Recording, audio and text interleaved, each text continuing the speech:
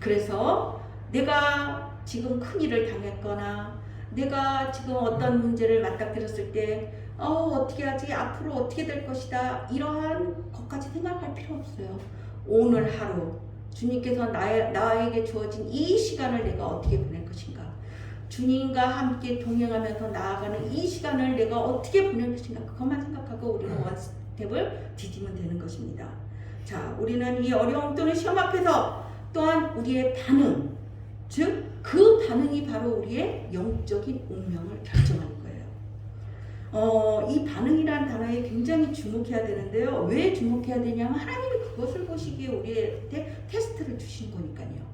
그래서 우리는 이 어려운 상황에서 어떻게 반응하느냐가 우리의 영성, 즉 우리가 얼마나 영적인 사람인가를 결정하는 것입니다.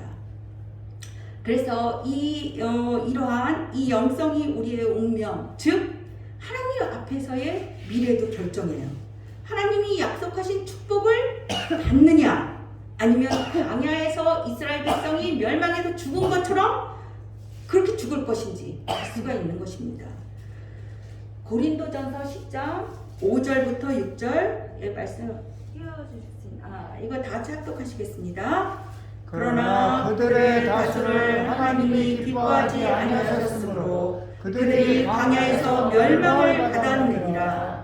이러한 일은 우리의 본보기가 되어 우리로 하여금 그들이 악을 즐겨하는 자가 되지 않게 하려 함이니라. 자, 불행히도 이스라엘 백성은 어려움 앞에서 어떻게 반응했어요? 반응을 잘못했어요. 그래서 그것으로 말미암아 광야에서 멸망을 당하고 말았습니다. 자, 하나님께서는 결과보다 과정을 중요시 여기십니다. 한 스텝 한 스텝 이 여정 속에서 우리와 함께 하시기를 원하시기 때문인 것입니다. 주님과 함께 만들어가는 그 삶의 여정 속의 한 스텝을 통해 우리에게 주시는 그 기적을 경험하게 하기 위해서 두려움과 불안함 속에서 취해야 할 우리들의 올바른 그 반응이 무엇인지를 한번 말씀을 통해서 자세히 하나씩 한번 살펴보도록 하겠습니다. 자, 그러면 이러한 한 스텝의 기적을 취하기 위해서 우리는 첫 번째로 어떻게 해야 될까요? 우리 삶 속에 있는 우상, 즉 우상 숭배하는 자가 되지 말아야 합니다. 사람은 두려움과 불안에 처하면 우선 가장 가까운 곳에 눈에 보이는 곳으로 달려가 의지하게 됩니다. 그래서 자기도 모르게 사람을 의지하고 또 돈을 의지하고 환경을 의지하면서 나가게 돼요. 자기도 모르게. 자, 고린도전서 10장 7절 한번 말씀을 보겠습니다. 그들 가운데 어떤 사람들과 같이 너희는 우상 숭배하는 자가 되지 말라. 기록된 바 백성이 앉아서 먹고 마시며 일어나서 뛰논다 함과 같으니라. 자, 이처럼 이스라엘 백성들이 두려움에 대해 보여준 잘못된 반응을 설명하고 있습니다. 두려운 광야 생활에서 백성들은 모세를 막 복과돼요. 모세는 그러다 어느 날 모세가 사라지지요. 시내산으로. 하나님을 만난다고 시내산에 올라갔는데 모세는 내려오지를 않아요. 자, 그래서 출애굽기 32장 1절 말씀에서 뭐라고 말씀하시는지 한번 보겠습니다. 32장 1절 시작. 백성이 모세가 산에서 내려오니 더듬을 보고 모여 백성이 아론에게 이르러 말하되 일어나라 우리를 위하여 우리를 인도할 신을 만들라. 이 모세 곧 우리를 애굽 땅에서 인도하여 낸 사람은 어찌 되었는지 알지 못함이니라. 자, 이 상황 속에서 이스라엘 백성은 뭘 찾죠? 우상을 찾게 돼요. 이렇게 두려움과 불안은 우리로 하여금 우상을 찾게 해요. 이 두려움 속에서 나를 지켜주고 인도해줄 지금 우상신. 요즘은 뭐가 있죠? 돈이 있죠. 사람. 그리고 이 교회에서도 종교적으로 찾는 사람들이 많이 있어요. 이게 다 우상인 것입니다. 이것은 두려움과 불안에 대한 잘못된 반응으로 나타나는 결과입니다. 단지 두려움과 이러한 불안에서 벗어나는 현상적인 것만을 해결해 줄 수단을 찾는 것이에요. 우리 교회 나가서 물론 진정으로 하나님과 교류하면서 이렇게 기도하는 그러한 모습도 있지만 정말 이럴 때마다 이 하나님 이 고통스러운 이 시간을 제해 주세요. 그것만을 기도해주는 그런 현상적인 것만을 기도해주는 하나님은 도깨비 방망이처럼 두드리면 다 해결해 주신다라는 그런 마음으로 올 때 그것은 우상인 것입니다. 본질적으로 우리의 모든 상황과 문제를 하나님의 관점에서 바라보고 주님과의 깊은 교제 속에서 우상신이 아닌 주님은 뭐죠? 인격적인 주님이에요. 그러한 인격적인 주님을 만나 도움을 받아 우리는 임마누엘 하나님, 에베네셀 하나님을 다 체험하고 경험해야 하는 것입니다. 이것을 주님은 원하시기 때문입니다. 자, 나의 모든 것을 내려놓고 주님께 의지하며 우리가 본질을 추구할 때 주님께서 바로 그 여건과 환경을 바꾸어 주십니다. 그 바꾸어 주시는 그 한 스텝의 기적은 우리가 무엇을 많이 해서 또한 며칠간 뭐를 들여서 무슨 보수를 뭐 어떻게 해서 여러 가지 봉사를 해서 그런 것이 아니고 이 한 스텝의 성실한 그러한 우리의 그러한 모습들입니다. 그래서 이 한 스텝의 기적은 우리의 우상을 모두 다 내려놓고 마음을 비울 때 이루어지는 것입니다. 자, 두 번째로 오늘 내려주시는 하루 분량의 만나, 그 만나에 우리는 만족하고 감사해야 해요. 하루 분량의 만난데 우리는 이틀 거, 3일 거를 거두려고 많이 막 모으고 있죠. 다 소용없는 것이죠. 자, 이것을 우리 삶에 적용해서 한번 보겠습니다. 출애굽기 16장 11절부터 15절 한번 여기 있나요? 예. 한번 보겠습니다. 같이 한번 합독하시겠습니다. 11절부터 15절 시작. 여호와께서 모세에게 말씀하여 이르시되 내가 이스라엘 자손의 원망함을 들었노라. 그들에게 말하여 이르기를 너희가 해질 때에는 고기를 먹고 아침에는 떡으로 배부르니 내가 여호와 너희 하나님인 줄 알리라 하라 하시니라. 저녁에는 메추라가 와서 잔에 덮이고 아침에는 이슬이 진지에 있더니 그 이슬이 마른 후에 광야 지면에 자꾸 둥글며 서리같이 하는 것이 있는지라. 이스라엘 자손이 보고 그것이 무엇인지 알지 못하여 서로 이르되 이것이 무엇이냐 하니 모세가 그들에게 이르되 이는 여호와께서 너에게 주어 먹게 하신 양식이라. 자, 하나님이 이처럼 다 부어주세요. 그렇지만 이렇게 하나님의 은혜는 인간의 반응과 관계없이 그냥 베풀어지는 일방적인 은혜입니다. 그래서 하루 분량의 만나의 의미는 나의 능력이 아니라 하나님의 은혜는 나의 능력으로 얻어지는 게 아니에요. 여기도 마찬가지예요. 자신의 능력이 아닌 하나님의 은혜로만 살 수 있다는 것을 알게 하기 위하심인 것입니다. 주 하나님을 신뢰하는 삶, 물질에 대한 의지가 아니라 하나님과 동행하며 그분의 은혜로 사는 삶의 훈련인 것입니다. 이처럼 이스라엘 백성들은 광야에서 매일 내리는 만나를 먹으며 하루하루 믿음을 배우며 나갔습니다. 삶과 죽음이 하나님의 손에 있으며 주의 백성은 그 공급하시는 그러한 은혜로 사는 존재임을 깨닫게 하셨습니다. 이렇게 하늘 소망을 가지고 만나를 통해 배워야 할 우리 여기서 광야의 영성은 과연 무엇일까요? 우리가 여기서 깨우쳐야 될 그 광야의 영성은 무엇이냐면 정말 이 광야의 길은 이 힘들고 고난의 길은 무의미한 것이 전혀 없습니다.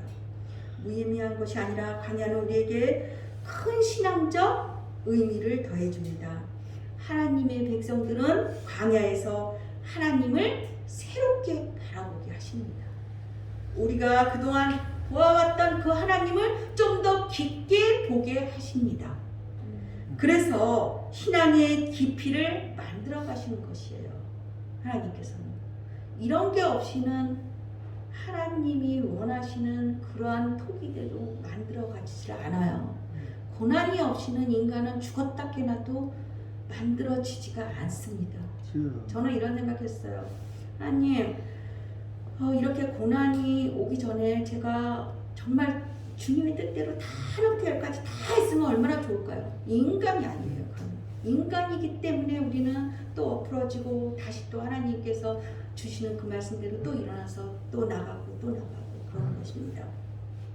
그래서 우리는 이러한 문제로 이러한 광야의 영성으로 나아갈 때 우리는 뭘 만나게 되죠? 바로 시온의 대로를 만나게 되는 것입니다. 자, 그래서 우리는 이렇게 하나님의 은혜 가운데 또한 의지하면서 이렇게 나아가는 것이에요. 이 만나가 하나님께서 주시는 이 만나가 하나님께서는 무엇을 결정했죠? 이 만나를 놓고 유통기한, 그 다음에 추수, 보관까지 전부 다 하나님이 다 결정했어요. 인간이 여기에는 주도권을 가질 수 있는 여지를 전혀 없게 하셨어요. 만나가 처음부터 끝까지 하나님의 선물이 되게 하시려는 의도이신 것입니다. 그래서 우리는 만나가 아니라 만나를 주시는 그 하나님께 주목해야 돼요. 만나의 양이 아니라 그 만나를 향한 하나님의 명령이 중요하신 것입니다. 그래서 하나님을 믿을 때 안식을 누릴 수 있지만 우리가 만나를 믿을 때는 뭘 갖게 되죠? 썩은 음식을 만나게 되는 거예요. 만나를 믿고 만나를 많이 저장해 나갔자 그 만나는 다음날 보면 어떻게 돼요? 썩어 있어요. 이러한 기본 원리를 알아야 우리가 가나안이 그들에게 축복이 되듯이 우리도 우리 자녀들에게 이러한 많은 만나를 주기보다는, 그래서 모아놓기보다는 하나님께 대한 그러한 신앙을 물려주는 여러분들이 되기를 원합니다. 아멘. 자, 세 번째로는 긍정적인 생각과 그 긍정적인 말을 해야만 합니다. 민수기 14장 6절부터 8절 한번 다 같이 합독하시겠습니다. 그 그 땅을 정탐한 자중 눈의 아들 여호수아와 여분의 아들 갈렙이 자기들의 옷을 찢고 이스라엘 자손의 온 회중에게 말하여 이르되 우리가 돌아다니며 정탐한 땅은 신이 아름다운 땅이라. 여호와께서 우리를 기뻐하시면 우리를 그 땅으로 인도하여 들이시고 그 땅을 우리에게 주시리라. 이는 과연 젖과 꿀이 흐르는 땅이라. 자, 부정적인 1세대들은 가나안에 못 들어가게 했습니다. 정탐기간 40일을 하나님은 1년으로 하루하루를 1년으로 환산해서 40년을 돌게 하셨어요. 이후에 가나안은 여호수아 갈렙과 2세대들이 들어가게 됐습니다. 이로써 하나님께서 주겠노라 하신 약속을 아주 가볍게 여기고 믿지 못하는 결과가 얼마나 큰 것인지를 또 한번 알게 되는 그런 계기인 것 같습니다. 자, 그렇습니다. 우리는 주님 말씀에 새누리 귀를 기울여 살아요. 저는 이번 일을 박공식 쪽에 안수 집사가 이제 이러한 병을 가지면서 겪으면서 더욱더 주님과의 세밀한 대화에 귀 기울이기 시작했어요. 매 단계마다 일어나는 그러한 의사로부터의 듣는 말, 이러한 세상적인 그러한 지식, 이러한 거를 그냥 다 차단해 버렸어요. 그래서 이 매 단계마다 일어나는 상황 속에서 입으로 사람이 생각대로 생각하지 않으려고 엄청 했었어요. 그래서 그러려면은 어떻게 해야 돼요? 주님께 더 붙어 있어야 돼요. 그러면 누구한테 질문해야 돼요? 물론 의사가 하는 말도 어느 정도 기본을 이렇게 깔아놓지만 부정적으로 생각하는 그러한 경향이 너무 크기 때문에 이거는 그쪽으로 가면 안 될 것 같다. 그래서 차라리 하나님께 물어보자. 그래서 하나님께 더 여쭤봤어요. 뭐든지. 그리고 이제 기도도 그 순간순간마다 지금 이제 제가 만약에 이런 일이 있었으면 바로 천보산에 올라가서 몇 번 며칠을 금식 기도를 했을 거예요. 그런데 천보산도 못 올라가게 딱 막아놨어요. 코로나가 거기 나왔대요. 코로나가. 그러니까 이제 그렇게 내가 즐기며 올라갔던 천보산도 못 올라가게 됐어요. 매 순간 하나님과 그냥 동행을 하는 거구나. 병원에 가서도 기도하고 길거리 가서도 기도하고 차에 탈 때도 기도하면서 다 물어보고 여쭙고 그냥 그거를 바로바로 또 행동에 옮기고 그래야 되겠다. 그래서 이제 하기 시작한 거예요. 왜냐면 여기 이제 아프신 분들도 있고 그러니까는 제가 그냥 저에게 주신 하나님의 은혜를 같이 나눠야 되겠다라는 생각이 들더라고요. 그래서 말씀드리는 거예요. 그래서 하나님, 그러면 음식은 어떻게 먹어야 되나요? 하나님, 그러면은 이 병원에서 이 항암제를 할 때, 항암을 투여할 때 굉장히, 저는 항암제를 맞으면 그냥 다 쓰러지는 줄 알았어요. 그리고 밥도 못 먹을 줄 알고 아무것도 못하는 줄 알았어요. 왜냐하면 제 친구가 40대 초반에 그래서 유방암으로 하늘나라 갔거든요. 그렇기 때문에 그것을 봤기 때문에 그거를 굉장히 부정적인 그런 생각이 너무 컸어요.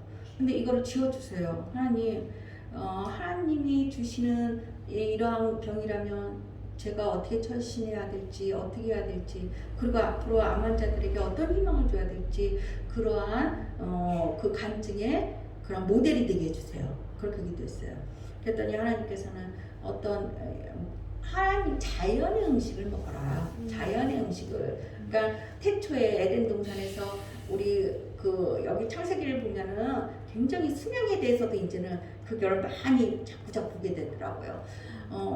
그때 당시에는 물론 하나님의 그 계획에 있어서 그런 것도 있지만 그때 당시는 모든 음식들이 그냥 자연 그대로 곡식으로 그냥 그러한 식물성 위주로 태양에서 익힌 거를 그냥 그대로 다 먹었잖아요.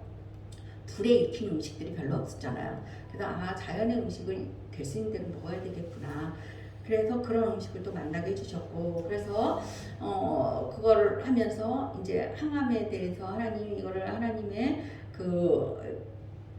빛의 방선으로 녹여주세요. 그래갖고 이제 그렇게 기도하면서 여기까지 오게 됐어요. 근데 매 순간순간마다 정말 하나님께서 역사하여 주시더라고요. 저 혼자만이 놀라는 것들이 너무너무 많았어요. 그래서 정말 하나님께 그때마다 감사드렸고, 그리고 또 앞으로 갈 것도 주님께 다 맡기고, 이제 그러니까 하나님께 이때 이제 오직 매 순간마다 기도하고 이럴 때 주시는 하나님의 응답이 있었어요. 확실한 응답. 그거는 무엇이냐면은 담대한 믿음이었어요. 아멘. 정말 아무리 세상적인 진단이 힘들고 여러 가지 그렇다 할지라도 주님께서 주시는, 나에게 주시는 그 치료함에 대한 담대한 믿음이 있었기 때문에 하나도 두렵지가 않아요. 그리고 사람들이 뭐라 그래도 하나도 두렵지가 않은 거예요. 왜냐? 하나님이 해주신다고 그랬는데 사람들의 말이 뭐가 중요하냐. 그래서 나갈 수 있는 담대함이 있었습니다. 그러니까는 별로 저는 즐겁게 이걸 같이 동행할 수가 있는 거예요.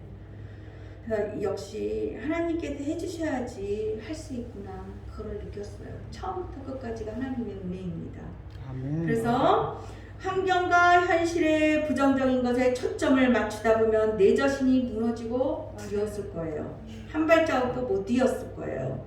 그러나 포도나무의 가지처럼 주님께 붙어있을 때 주님께서는 새 힘을 주시고 이렇게 담대한 믿음을 주셨습니다. 주님께서는 다음과 같은 확실한 말씀을 주며 또 기도하라고 하셨습니다. 이사야서 41장 10절에 두려워 말라, 내가 너와 함께함이라. 놀라지 말라, 나는 내 하나님이 됨이라. 내가 너를 굳세게 하리라. 참으로 너를 도와주리라. 참으로 나의 의로운 오른손으로 너를 붙들리라. 그래서 새 힘을 더 주셨어요. 그리고 예레미야 33장 3절 말씀도 주셨어요. 너는 내게 부르짖으라. 내가 내게 응답하겠고 내가 알지 못하는 크고 은밀한 일을 내게 보이리라. 아멘. 그래서 이제 옷방에다가 기도처를 마련해 놓고 이제 제가 나가고 없을 때마다 이제 수시로 들어가서 거기서 이제 항상 기도를 하면은 너무 아늑하고 좋은 거예요. 그럴 때마다 하나님께서 항상 부르짖으라 그랬으니까 골방에 드레스룸에서 부르짖으면 밖에 새 나가지가 않아요. 이게 그 미국에서도 하니까 그렇게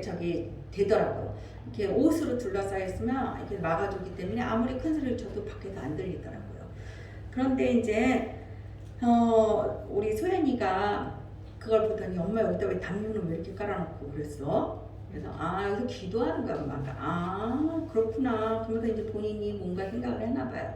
그래서 이제 본인은 본인대로 이제 걔는 주일날 학교를 가면은 쫙 기숙사에 있으니까 금요일날에 와서 이틀만 집에 있다가 또 가거든요. 이제 학교 기숙사에서 기도를 하나 봐요. 그러면서 요번에 이제 왔는데 저한테 그러더라고요. 엄마 크리스마스 때 하나님께서 선물해 주실 거야. 이러더라고요.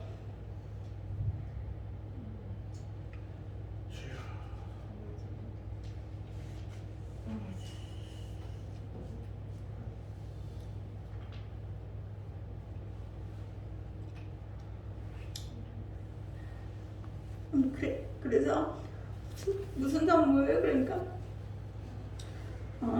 일단은 이 박집사가 물론 이제 여기 직장에 직장암도 있지만 그걸로 인한 고통은 그렇게 뭐 저기 한 것 같지는 않아. 참을 수는 있는 그런 거는 뭐 고통이 있거나 그런 건 아니에요. 그런데 다리가 여기가 신경통이 너무 심한 거예요. 신경통이. 거기서 영성의학과에서 병원에서도 다 검사해봤는데 아무 이상이 없대요. 뼈도 괜찮고 뭐 전부 다. 그런데 그냥 여기가 신경통인 거예요. 그러니까 한 부분이 약하면 이게 암이 있으면 약한 부분이 이제 좀 더 아프게 나타나는 현상인 것 같아요. 근데 일단은 그 다리가 아프니까 잘 걷지를 못하니까 일상생활이 불편하잖아요. 그러니까 소연이가 아빠 다리 얘는 이제 그게 더 중요하다고 생각했나 봐요. 다리 그거를 하나님께서 아마 다 치료해 주실 거야. 그거 주신다고 자기한테 약속했대요. 협박했대 하나님을. 그렇게 기도하지만 근데 하여튼간 하나님하고 그렇기 때문에 하나님이 주신다는 응답을 자기한테 분명히 주셨기 때문에 나을 거라고 그러더라고요. 근데 진짜 크리스마스 이브 때 딱 일어나는데 박집사가 그러더라고요. 오늘 몸이 딴 때보다 굉장히 이렇게 가뿐하고 이게 좀 좋아진 것 같다고. 그러면서 되게 좋아하더라고요. 그래서 아이고 소연이가 기도하더니 응답 받았네. 이제 점점 더 좋아질 거야. 이제 그랬어요.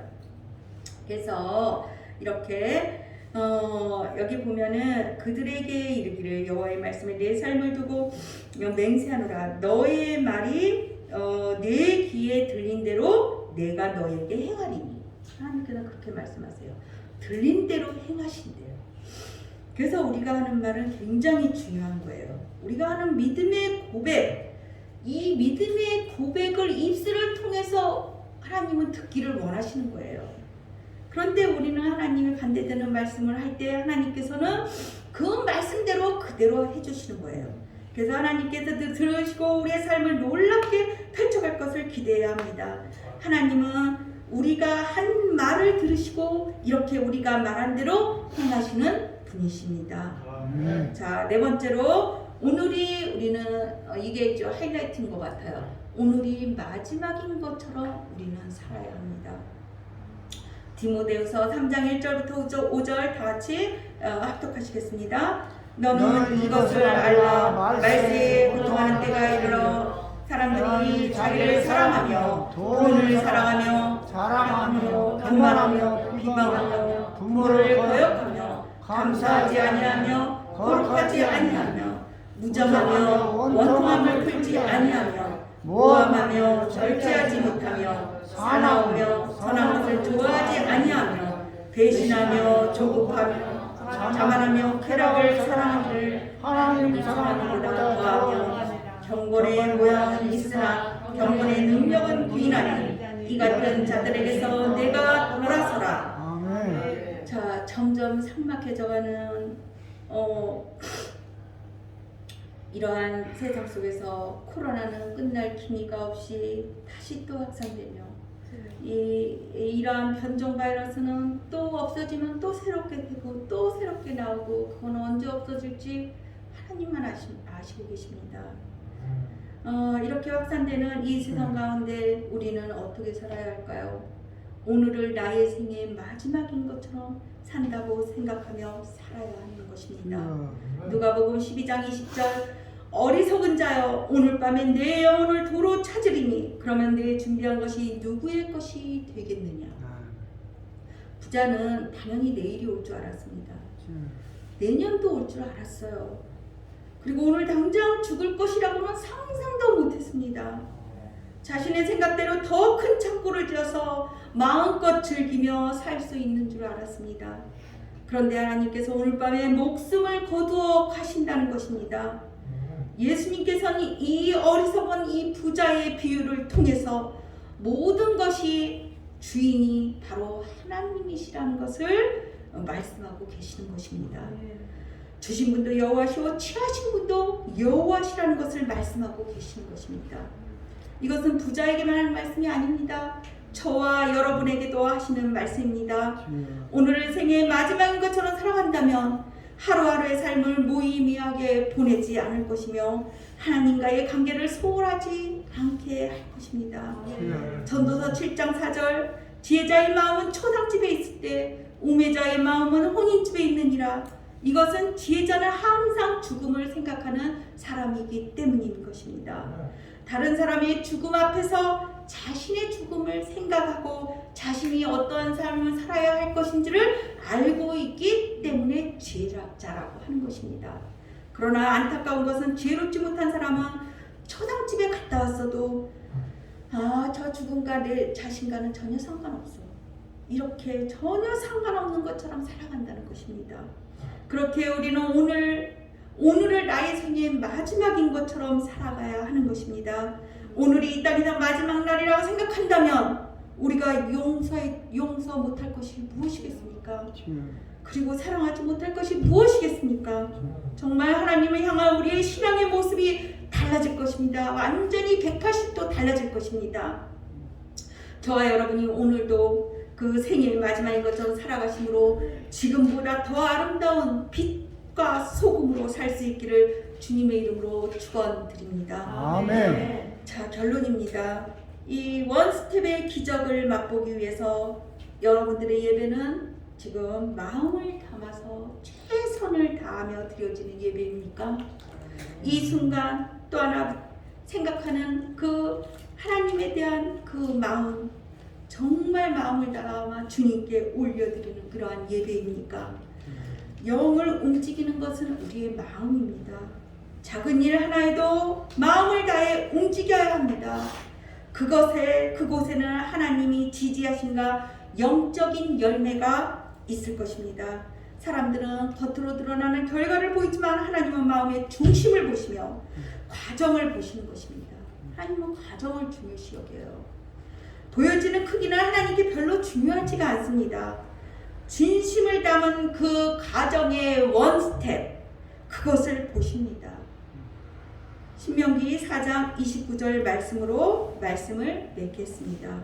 그러나 내가 거기서 내 하나님 여호와를 찾게 되리니 만일 마음을 다하고 뜻을 다하여 그를 찾으면 만나리라. 아멘. 네. 기도드리시겠습니다.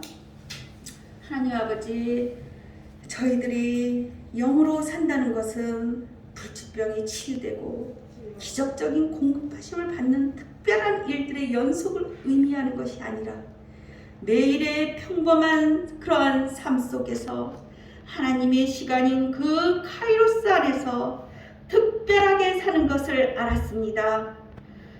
마치 처음인 것처럼 한 스텝 한 스텝을 하나님의 시간에 맡기며 나아가는 것을 깨달았습니다. 오늘도 주님의 인도하심으로 귀한 말씀의 깨달음을 주시니 감사합니다.